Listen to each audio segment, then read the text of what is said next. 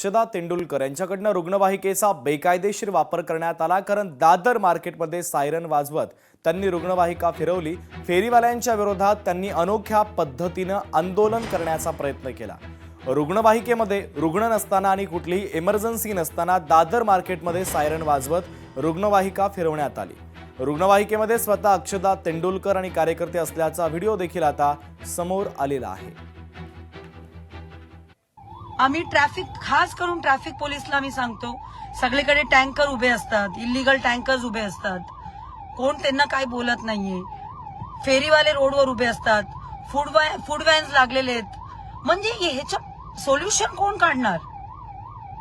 आम्ही कंप्लेंट दिले की एक दिवस ऍक्शन होतो, नंतर कोण नाही।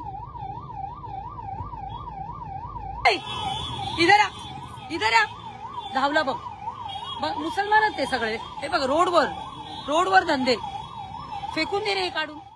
वकिलाला जीवे मारण्याची धमकी देण्यात आली। चाकू आणि पिस्तूल दाखवत जीवे मारण्याची धमकी देण्यात आली। यवतमाळमधील धक्कादायक प्रकार आहे, तर आरोपींचा शोध घेऊन कारवाईची मागणी करण्यात आली। पोलीस अधीक्षकांकडे लेखी निवेदनाच्या द्वारे मागणी करण्यात आलेली आहे।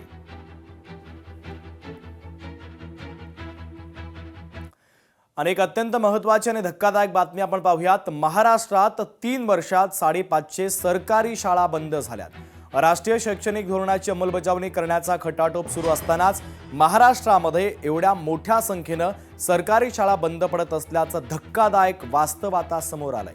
राज्यात गेल्या 3 वर्षात जवळपास 547 सरकारी शाळांना टाळं ठोकल्याची माहिती आता समोर आलेली आहे। युडायसच्या अहवालामध्ये ही माहिती आता समोर आली। त्याचवेळी शहरी भागाबरोबरच ग्रामीण भागात खासगी शाळांच्या संख्येमध्ये सातत्याने वाढ होते। राज्यात चालू 2025-26 या शैक्षणिक वर्षामध्ये 7,742 शाळांमध्ये केवळ 1 ते 10 इतकीच पटसंख्या नोंदवली गेली। गेल्या वर्षाच्या तुलनेत एकूण पटसंख्येत मोठी घट सुद्धा नोंदवली गेली आहे। आणि या सगळ्या महत्त्वाच्या बातम्यांसह बुलेटिनमध्ये वेळ झाली इथेच थांबण्याची। लोकशाही मराठी ऐका, पहा, जागरूक रहा।